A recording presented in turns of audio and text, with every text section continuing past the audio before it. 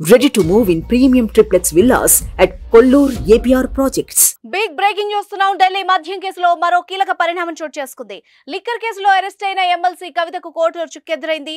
మధ్యంతర బెయిల్ ని నిరాకరిస్తూ రౌజ్ అవెన్యూ కోర్టు సోమవారం తీర్పు వెలువరించింది. అయితే చిన్న కుమారుడి పరీక్షలు ఉన్నాయని ఈ నెల 16 వరకు మధ్యంతర బెయిల్ కోసం కవిత కోర్టును ఆశ్రయించారు.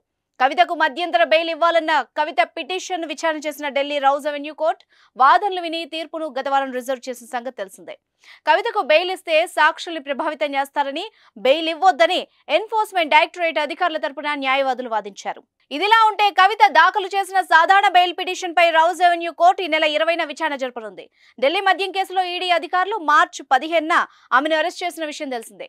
మార్చి 26వ తేదీ నుంచి కవిత తీహార్ జైల్లో జ్యుడిషియల్ కస్టడీలో ఉన్నారు. అయితే మంగళవారం జ్యుడిషియల్ కస్టడీ ముగియనుంది. ప్రస్తుతం మధ్యంతర బెయిల్ పిటిషన్ ను కోర్టు తిరస్కరించడంతో రాజకీయ వర్గాల్లో సర్వత్రా ఉత్కంఠ నెలకొంది. సుమన్ టీవీలో మీ పర్సనల్ అండ్ బిజినెస్ ప్రమోషన్స్ కోసం కింది నెంబర్కి కాంటాక్ట్ చేయండి.